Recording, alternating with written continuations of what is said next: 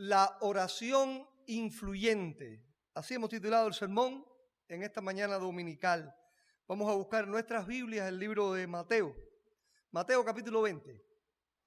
En los versículos del 20 al 28 dice así la Escritura. Entonces se le acercó la madre de los hijos de Zebedeo con sus hijos, postrándose ante él y pidiendo algo. Y él les dijo, ¿qué quieres? Ella le dijo, ordena que en tu reino se sienten estos dos hijos míos, el uno a tu derecha y el otro a tu izquierda. Entonces Jesús respondiendo dijo, no sabéis lo que pedís. ¿Podéis beber del vaso que yo he de beber y ser bautizados con el bautismo en que yo soy bautizados? Y ellos dijeron, podemos. Él les dijo, a la verdad de mi vaso beberéis y con el bautismo con que yo soy bautizado seréis bautizados.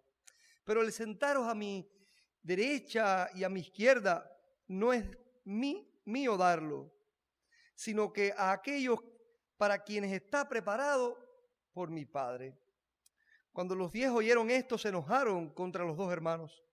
Entonces Jesús, llamándolos, dijo, ¿sabéis que los gobernantes de las naciones se enseñorean de ellas y los que son grandes ejercen sobre ella potestad? Mas entre vosotros no será así, sino que el que quiera hacerse grande entre vosotros será vuestro servidor. Y el que quiera ser el primero entre vosotros será vuestro siervo. Como el Hijo del Hombre no vino para ser servido, sino para servir y para dar su vida en rescate por muchos. Vamos a orar. Te damos muchas gracias, Padre amado, por tu palabra. Pedimos tu dirección, tu bendición, y que nosotros podamos aprender de ella la verdad y solamente la verdad. En el nombre de Jesucristo, amén. La oración influyente. Bueno, en estos momentos en nuestra convención en Cuba, estamos en medio de una campaña de 40 días de oración por nuestra nación. Estamos insistiendo mucho en la oración. La iglesia está muy distante, los hermanos se pueden ver poco y la oración ha sido la unidad de la iglesia en este tiempo. Hay muchos enfermos por esta pandemia de COVID, hay muchas personas dependiendo totalmente en oración por la necesidad, la escasez y demás. La oración siempre ha sido un refugio para el creyente en medio de cualquier situación, pero aún más en las crisis.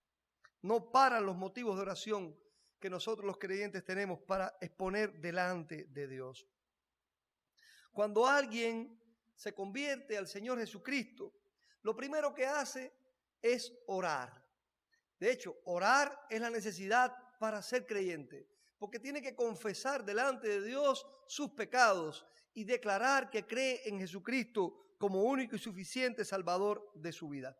A partir de ahí tenemos un pensamiento que es incorrecto. Pensamos, cualquiera y de cualquier manera puede orar. Y es un pensamiento incorrecto, porque solo los creyentes que han sido regenerados por Jesucristo pueden presentar oraciones efectivas delante de Dios. Cualquiera puede orar, pero no todo el mundo será escuchado, porque Dios escucha solamente a aquellos hijos. La única oración que Dios escucha de un inconverso en la Biblia es la de arrepentimiento y fe. Aunque eso no quiere decir que Dios en su potestad pueda escuchar a cualquiera, pero esa es la regla de la Biblia. También nosotros creemos que no se puede orar de cualquier manera, sino que tenemos que aprender a orar. Cuando un creyente crece, necesita aprender a orar bien. Los discípulos le dijeron al Señor Jesucristo, Señor, enséñanos a orar. Él les enseñó, usando el modelo de la oración que conocemos como el Padre Nuestro. Hermanos, cuando un bebé, un niño chiquito comienza a hablar, usted no entiende nada de lo que dice. Sin embargo, sus padres lo entienden. En su relación, en su comunión con el niño, entienden las palabras que para otros son difíciles de comprender. No solamente los padres entienden el enredo de la lengua del niño, sino que también entienden sus intenciones, porque son capaces de darse cuenta de la inmadurez del diálogo, de las peticiones absurdas, de los enojos caprichosos de un niño y comprender cómo responder a cada una de estas cosas. Los padres siempre escucharán a sus hijos, aun cuando la petición sea absurda, aun cuando tenga la limitación de la intelectualidad que tiene el niño hasta ese instante, los padres le escucharán, sabrán las intenciones y sabrán responder de acuerdo a lo que verdaderamente necesita su hijo. A tal punto son tolerantes los padres con la limitación de comunicación que sus hijos, que resulta a veces hasta gracioso los errores que cometen en esa comunicación. Pero los niños crecen, con el tiempo llega la madurez, aprenden a dialogar correctamente, o no aprenden nunca, pero debieran aprender a dialogar correctamente, del desarrollo del lenguaje, del dominio del idioma, de la amplitud de su léxico, la extensión del horizonte del conocimiento que logren alcanzar, del dominio de la palabra oportuna, de la velocidad de procesar ideas en el diálogo, etcétera, etcétera. Dependerá en mucho dependerá en muchas maneras que una persona llegue más alto en la vida o pierda una y otra oportunidad por falta de conocimiento de la buena comunicación. Muchas personas pierden oportunidades preciosas por no saber comunicarse en el momento correcto y en el momento oportuno. Otras personas alcanzan grandes éxitos en la vida por decir la palabra oportuna en esa entrevista de trabajo, en ese examen, desarrollando esa comunicación correcta. Así también es la vida espiritual. Nosotros, los cristianos, en nuestra relación con Dios, en nuestras oraciones, podemos construir o destruir oportunidades, alcanzar éxitos, por tener una buena comunicación madura con Dios a través de la oración. Edward Bones es conocido como el gran especialista de la oración. Tiene muchos libros acerca de la oración. Yo tengo una colección completa de los libros de Bones y es una maravilla. Él dice en su libro El hombre de oración, hay un libro que se llama El hombre de oración. Allí él dice, la palabra de Dios es un registro de oración, de hombres de oración y de sus logros, de la garantía divina y el aliento dado a quienes desean orar de verdad. También dice Bones, en otro de sus libros, Las posibilidades de la oración, en el capítulo 3 él dice, la oración es un poder maravilloso colocado por Dios Todopoderoso en las manos de sus santos, el cual puede ser usado para conseguir el cumplimiento de grandes propósitos y alcanzar resultados extraordinarios.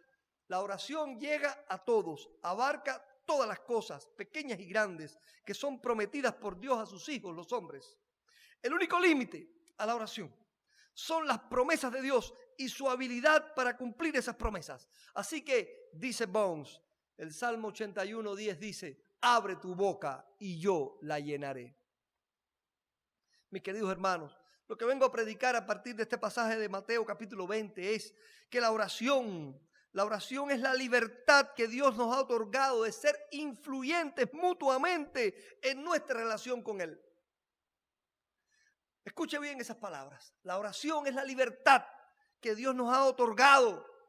Un regalo de Dios, Dios la ha otorgado de ser influyentes mutuamente, de yo influir en Dios y de Dios influir en mí, en una relación que tenemos nosotros, en nuestra relación con Él.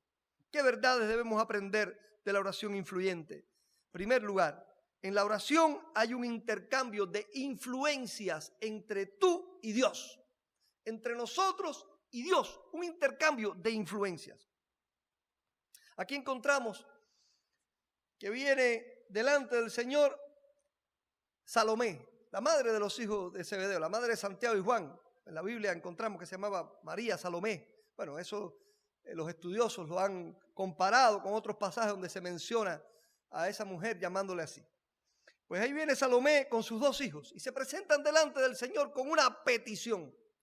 Ellos tienen una petición delante del Señor. Ellos tienen su oración a Dios, al Señor.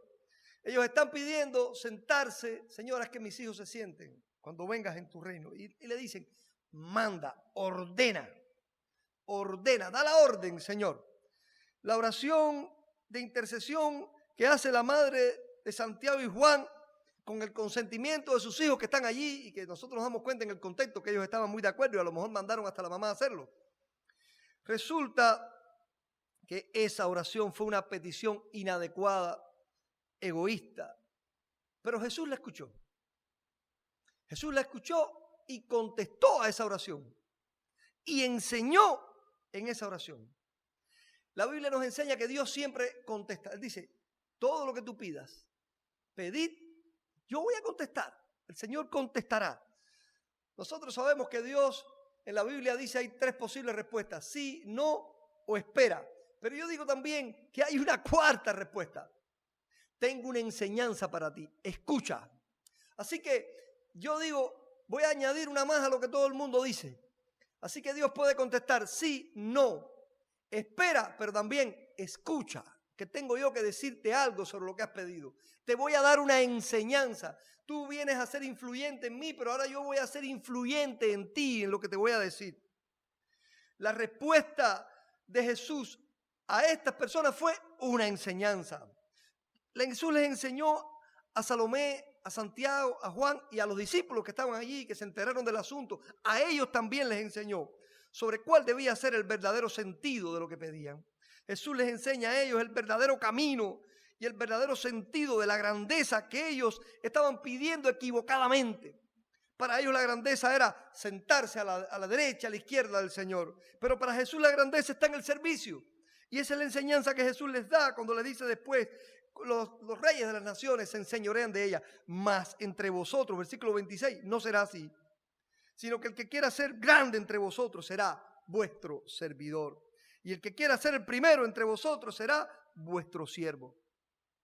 El interés de Dios en nuestras oraciones es tanto para que seamos influyentes en Él, cuando pedimos algo y Él lo concede, como para Él ser influyentes en nosotros, cuando pedimos mal y nos enseña cuál es el verdadero sentido de lo que pedimos, cuál es el verdadero camino a conquistar lo que queremos alcanzar, cuando nos enseña nuestra equivocación de proceder o de comunicación o incluso de petición. Él quiere ser influyente en nosotros.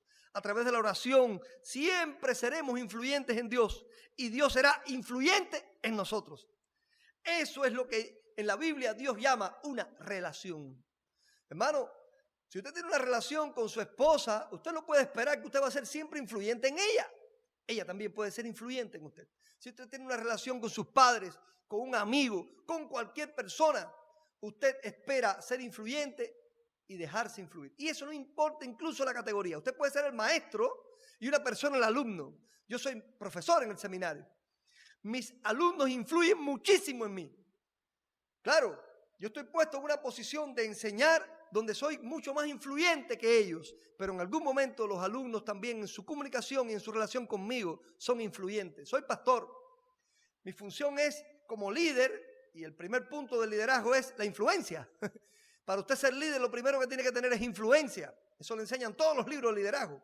Así que yo soy influyente en los miembros de la iglesia, pero los miembros de la iglesia influyen mucho en mí. El sermón que traigo tiene que ver con lo que están viviendo. Cuando hablan conmigo, cuando me dan una enseñanza, cuando un miembro me dice, pastor, yo pienso que usted está equivocado en esto, él es influyente en mí. Las relaciones son relaciones de influencia. Jesús se interesa en todas nuestras peticiones. Dios nos ha prometido estar ahí cuando oramos. Pero cada oración nuestra es una buena oportunidad de Dios para corregir nuestra mirada a lo que es verdaderamente importante. Yo he sentido eso en mis oraciones, hermano. Estoy pensando en algo que quiero, vengo delante de Dios a orar y cuando estoy orando en medio de la oración se me corre el velo y me doy cuenta que estoy pidiendo mal. Me doy cuenta, descubro cuál debe ser el verdadero enfoque de lo que estoy pidiendo, el enfoque correcto. Y ese es el momento en que Dios está siendo influyente en mí, porque Dios habla a través de la oración. Miren eso. Enseñamos eso y es bíblico. Dios habla de 5 maneras, pero una de las maneras es a través de la oración. Y yo no digo, bueno, pero el que estoy hablando no soy yo estoy hablando con Dios. Sí, pero Dios es influyente y habla en mí cuando yo oro. Otras veces oro bien y siento a Dios consentir conmigo y decir, concederé lo que estás pidiendo. Y lo veo. Hermano, la oración no fue una idea de los hombres. Dios ideó la oración. Y la ideó conforme a sus atributos. Tengo poder, soy todopoderoso, tengo ese atributo para responder. Soy omnisciente, todo lo sé. Soy omnipresente, estoy en todo lugar, así que puedo escuchar la oración tuya donde estés. Dios creó la oración conforme a sus atributos, pero también no solamente esos atributos que solamente son de Él, sino también aquellos que son transferibles, aquellos que son morales. Por ejemplo, Dios es amor. La oración fue creada en base al amor de Dios. Yo quiero escucharte, quiero ayudarte a la bondad de Dios. Él quiere hacer algo por nosotros. Él es bueno. A la justicia, yo puedo hacer justicia a lo que estás pidiendo. Los atributos de Dios, hermano, la oración fue creada. La oración fue creada por Dios, subordinada a sus atributos.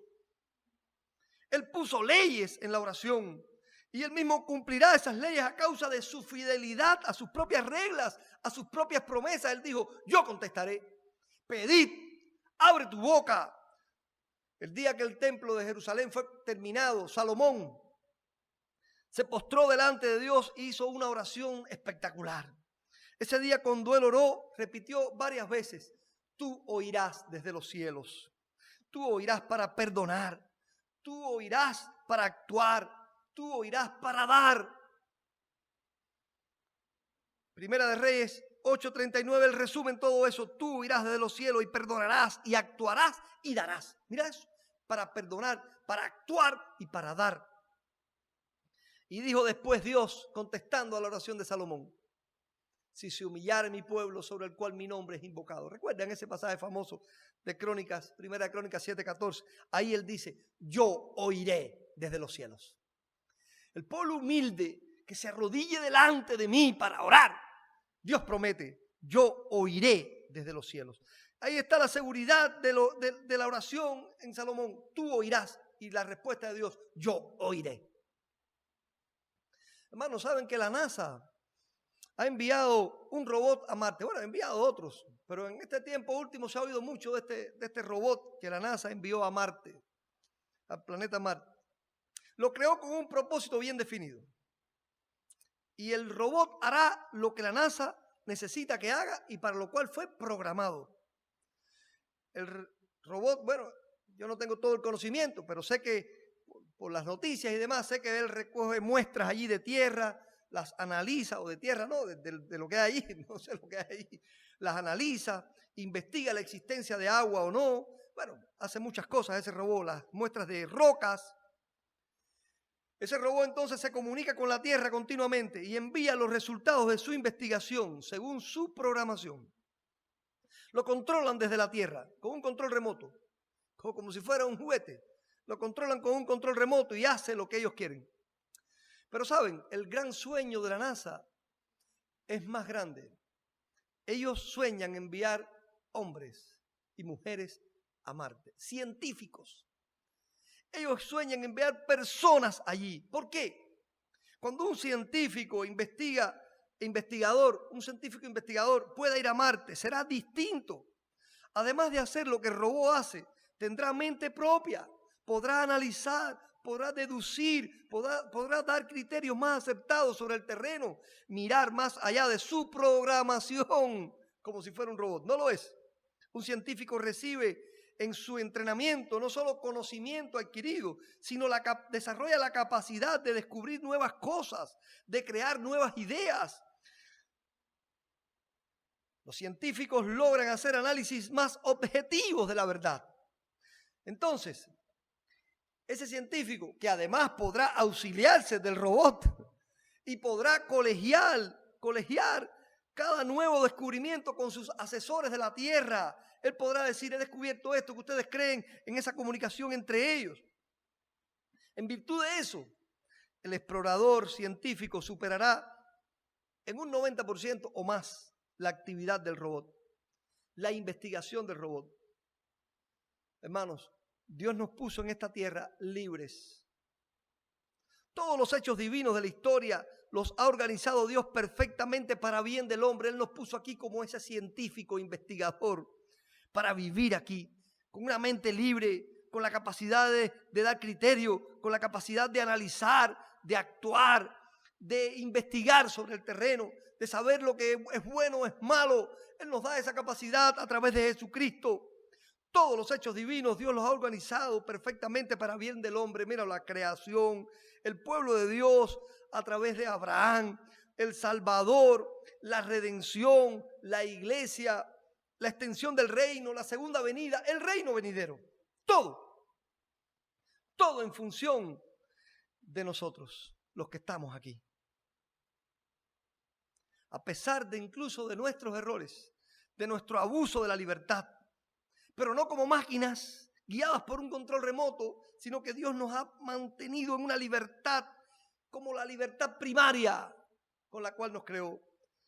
Desde aquí nos comunicamos con Dios, pero no según una programación como un robot, sino según nuestra libertad, nuestra capacidad dada por Dios para también, como el científico, descubrir nuevas cosas, crear nuevas ideas, analizar nuevos objetivos, y colegiamos con Dios nuestras ideas. Señor, yo pienso de esta manera. Señor, yo quiero lograr esto, y Dios pone su idea y yo pongo la mía, y es una relación de influencias, hermano. Pero si bien nosotros, hermanos, podemos pedir lo que queremos, Dios responderá siempre conforme a su armonía, con sus atributos, con su promesa y con su plan. Cosas que Él ha revelado, tanto sus atributos como sus promesas, como su plan, están revelados en la palabra de Dios. Dios nos las ha revelado. Así que Él no va a negarse a sí mismo, respondiendo a una oración que va en contra de lo que Él ha enseñado. Por eso Jesús dice, yo vine aquí como el que sirve. Y ustedes me están pidiendo ser principales. Yo entendí que hacerlos grandes a ustedes es servir. Y Dios dice que Jesús será exaltado sobremanera. El camino es el camino del servicio. Tenemos que orar conforme a los atributos, a las promesas y al plan de Dios. Tenemos que orar. Una oración enfocada que Dios escuchará. Una oración influyente que hará a Dios obrar. En esa oración nosotros haremos grandes cosas. Pero incluso si la oración fuera equivocada, si la oración no fuera la correcta, aún así Dios escuchará. Él mostrará interés.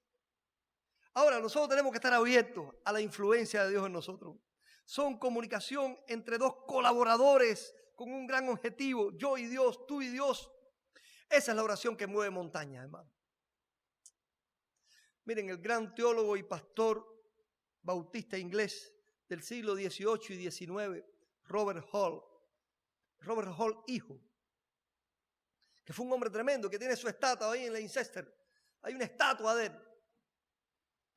Él dijo, la oración de fe es el único poder en el universo. Escuche eso. La oración de fe es el único poder en el universo al cual el gran Jehová se rinde. La oración es el remedio soberano, dijo él. Hermano, tremendo lo que dijo Robert Hall. El único poder que hay en esta tierra al que Dios se rinde es a la oración. Nada más tiene poder e influencia en Dios la oración del creyente, hermano. Dios está mostrando interés en tus oraciones. Y vean cómo en todo esto somos influyentes mutuamente. Porque tengo algo que pedir que puede, si es correcto, si es enfocado, puede influir en Dios para que Él haga algo.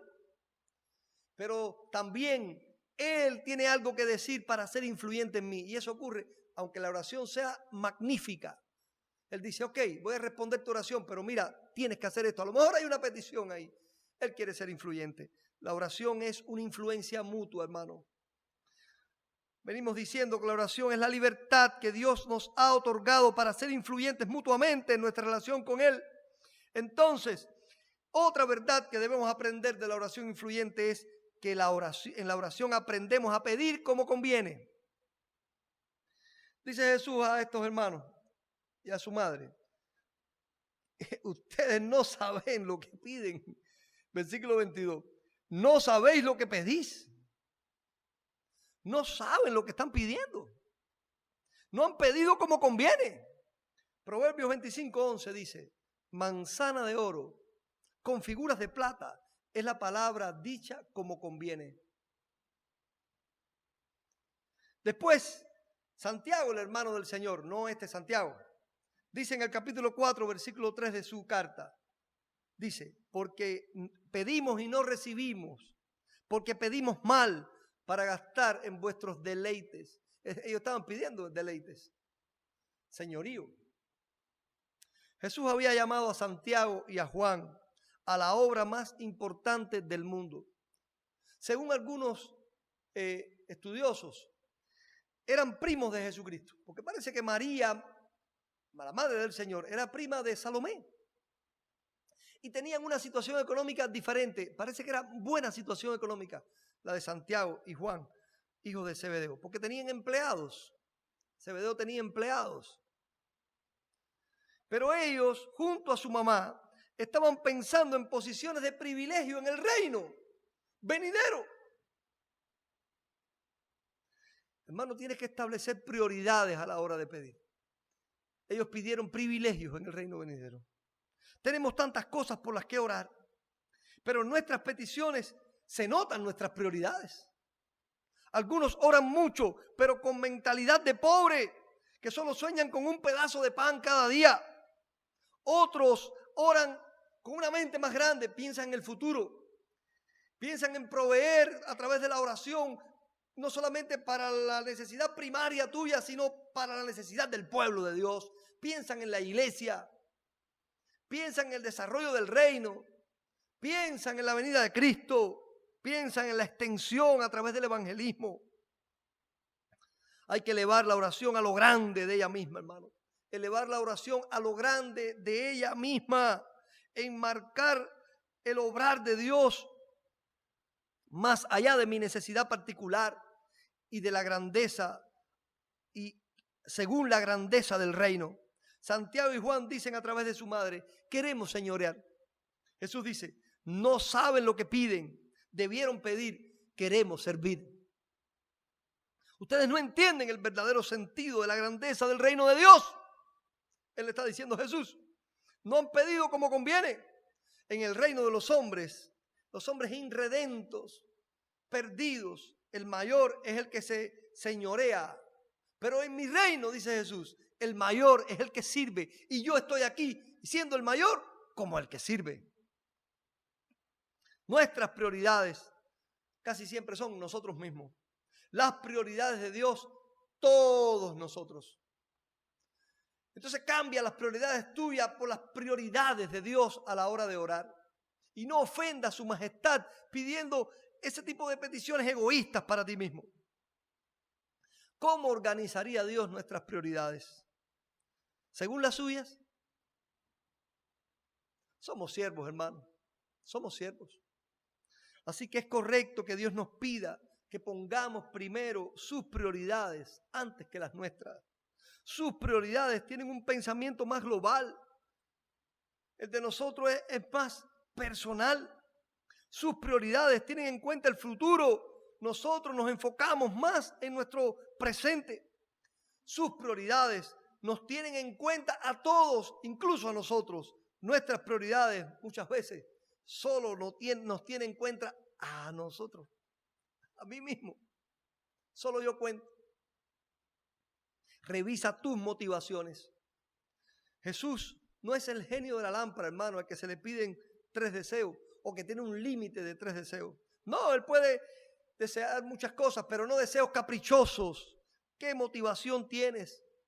Cuidado con los deseos caprichosos, ordinarios, egoístas y triviales, hermano. Cuidado. Contextualiza tu petición.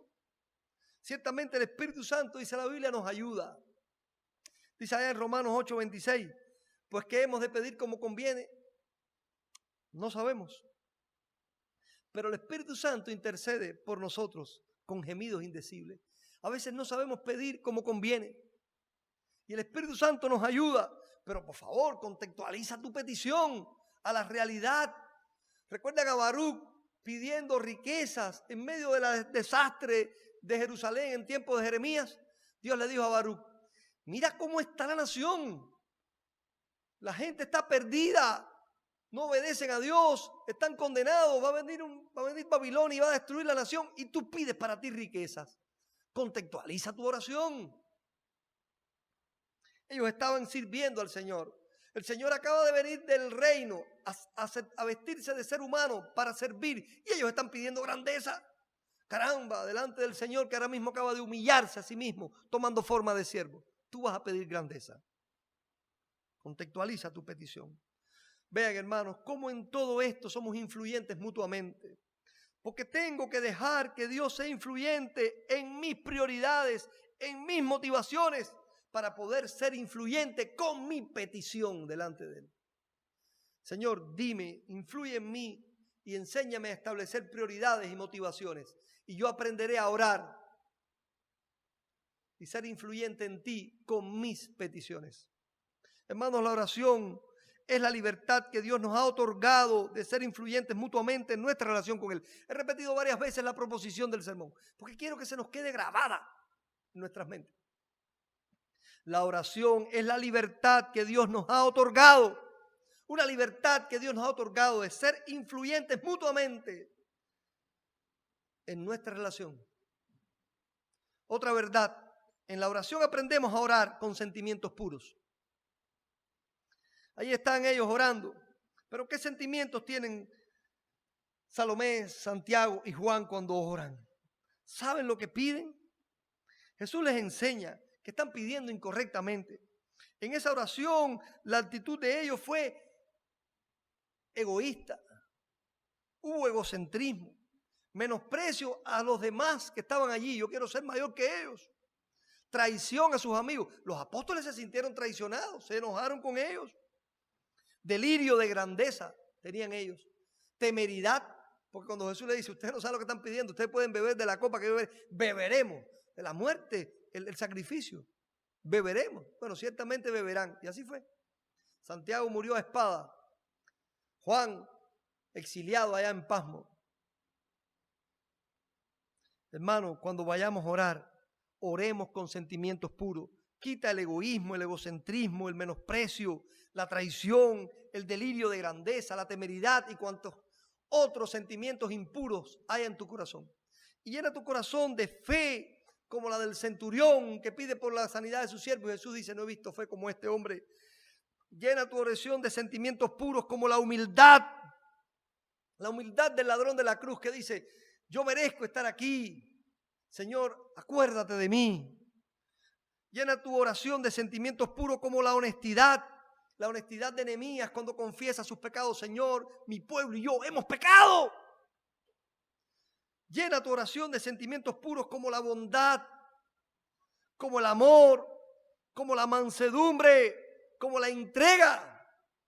¿Recuerdan la oración de Ana por Samuel, su hijo? Señor, si tú me das un hijo, yo lo entregaré a ti. Lo entregaré, la entrega.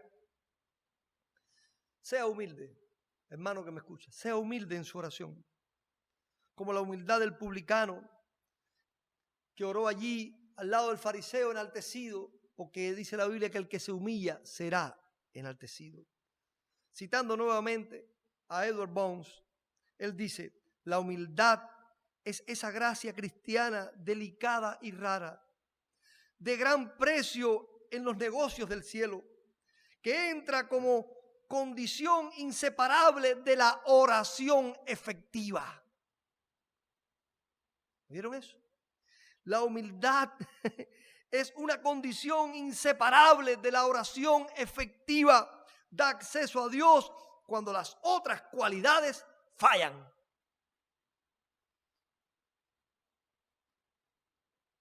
Hermanos míos, la oración con egoísmo, con egocentrismo, con menosprecio, con traición, con delirio de grandeza, con temeridad, provoca la ira de Dios, confusión en el que ora, malestar de los amigos y estorba a la gloria de Dios.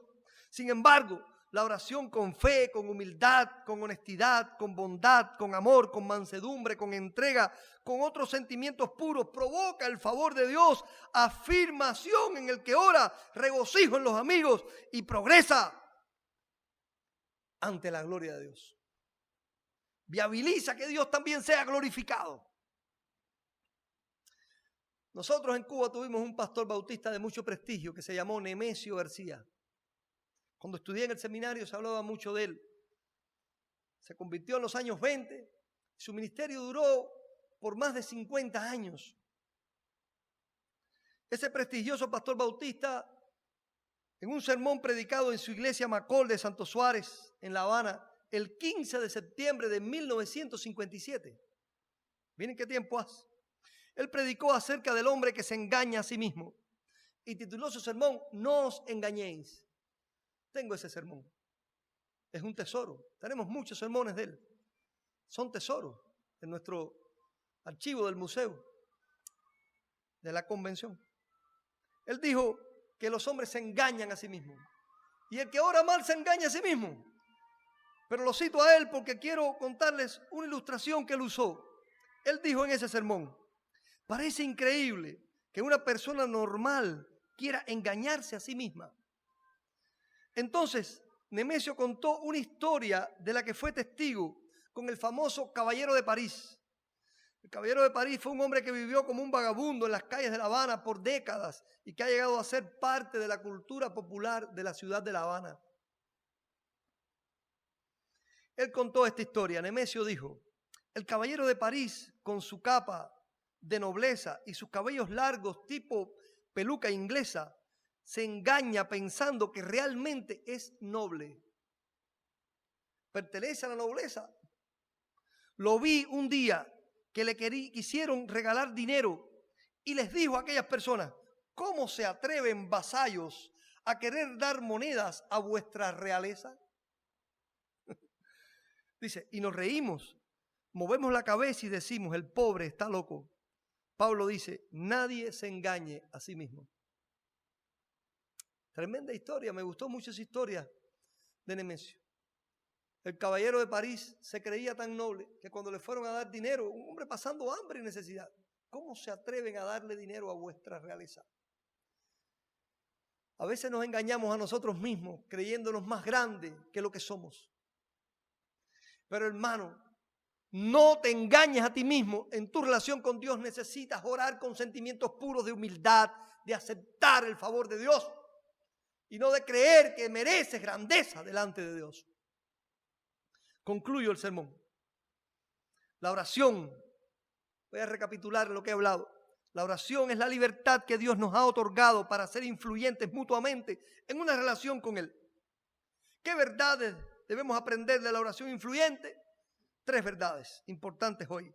En la oración hay un intercambio de influencias entre tú y Dios. Así que recuerden, hoy tenemos una 4ª manera de responder Dios a la oración. Dios puede decir sí, puede decir no, puede decir espera, pero también puede decir, escúchame que te voy a enseñar. Escucha, soy yo quien va a hablar. Soy yo quien hablará ahora. Como pasó con Job. Job habló y Dios le dijo, ahora, cíñete como un varón valiente que ahora voy a hablar yo. La oración, hay un intercambio de influencias entre tú y Dios. También en la oración aprendemos a pedir como conviene. Y por último, en la oración aprendemos a orar con sentimientos puros. Santiago y Juan querían hacerse grandes, querían ser primeros. Pero Jesús les aclara que ellos fueron llamados para ser servidores. Ellos aprendieron la lección. Los 3, Salomé, Santiago y Juan, aprendieron la lección. Y fueron servidores el resto de sus vidas. La oración los transformó a ellos en lo contrario de lo que ellos pidieron. Ellos fueron influyentes y dejaron que Dios fuera influyente en ellos para ser siervos, incluso para ser mejor de lo que ellos pedían. Al final recibieron el gran regalo del ser siervos del Señor. Fueron servidores y fueron grandes servidores y han influido con su servicio a toda la humanidad. Santiago murió sirviendo al Señor, asesinado por Herodes. Juan sirvió hasta el final y su evangelio y sus cartas son extremadamente prestigiosas. El siervo a quien Jesús amó, aquel discípulo amado. Salomé estuvo allí cuando Jesús fue crucificado. Fue de las mujeres que recogió el cuerpo del Señor y de las que fue el domingo a ungirlo a la tumba. Fueron grandes, pero no lo fueron por el camino de sentarse a ser servidos, sino por el camino de servir. Porque un día oraron mal, porque un día entendían y querían y añoraban ser servidos sentados a la diestra y a la derecha y a la izquierda del Señor. Pero aprendieron que el verdadero honor era ser servidores. Y lo aprendieron cuando oraron y dejaron que el Señor fuera influyente en ellos. La Biblia cuenta la oración de otra madre, Ana, ya hablé de ella, la madre de Samuel. Ana oraba por un hijo y prometió que de tenerlo sería para el servicio de la casa del Señor. Cuando lo tuvo, cumplió su promesa. Y Samuel fue desde niño un servidor en el templo. Dios lo exaltó. De niño servidor a uno de los más grandes profetas y jueces de la historia de Israel. Ana oró por un hijo para ponerlo al servicio del Señor como un siervo. Salomé pidió para sus hijos que fueran señores en el reino. Ana pidió un hijo servidor en el reino de los señores. Salomé pidió hijos señores en el reino de los siervos. Dos tipos de peticiones de una madre. Ana, madre de Samuel, y Salomé, madre de Santiago y Juan. Dos oraciones influyentes. La oración de Ana influyó en Dios para concederle algo imposible para ella, que ella anhelaba y pedía. La oración de Salomé, Santiago y Juan influyó en ellos. Dios influyó en ellos para encaminarlos en el verdadero camino de la grandeza. Las dos, al final, tanto Samuel, tanto los hijos de Ana, el hijo de Ana, como los hijos de Salomé recibieron la misma respuesta. Sirvan, sean servidores. Ese es el camino. Salomé, Santiago y Juan aprendieron la lección del Señor, hermano. Ella fue una fiel y activa sierva del Señor en el ministerio público, en la cruz y en la tumba. Santiago y Juan fueron fieles hasta el final. Ellos aprendieron. Aprenderás tú. Ora bien y serás influyente. Ora mal y déjate influir. En cualquier alternativa hay influencias mutuas. Tu oración influye en el Señor y el Señor influye en ti. Incluso cuando oras bien, también el Señor influye en ti. La oración de sentimientos puros nace en Dios, despierta la voz de un hijo de Dios, mueve a Dios y fructifica para la gloria de Dios. Es influyente en Dios y en el hombre para bien. Hermano amigo, cristiano que me escucha, la libertad que Dios nos ha otorgado para ser influyentes mutuamente en nuestra relación con Él se llama la oración. Úsala, ora. Ora, pero ora desde hoy sabiendo que tú puedes ser influyente en Dios. Que el único poder que mueve a Dios en este universo es la oración de un hijo humilde. Pero también acuérdate que Dios quiere ser influyente en ti a través de la oración. Y que cuando tú presentas tus peticiones con libertad, sin temor, delante del Padre como Él te enseñó, Él quiere darte enseñanzas acerca de lo que estás pidiendo. Aprende a ser influenciado por Dios en la oración. Sé un cristiano de oración y recuerda siempre que Dios nos ha dado un gran regalo. La oración influyente. La oración influyente en ti y en Él. Que Dios nos bendiga. Gracias, nuestro Padre Celestial, porque nos has dado la oración. El único poder que te mueve en esta tierra. La petición de un sencillo hijo tuyo, humilde delante de ti. Pero también el poder por el cual tú influyes nuestras vidas. Con una influencia buena. Con la verdad. Gracias, Dios. Damos muchas gracias y pedimos tu dirección y bendición para ser verdaderamente cristianos que oran bien y usan correctamente la oración influyente. Oramos en el nombre de Jesús, tu Hijo amado, nuestro Salvador por siempre. Amén. Que Dios les bendiga, mis queridos hermanos.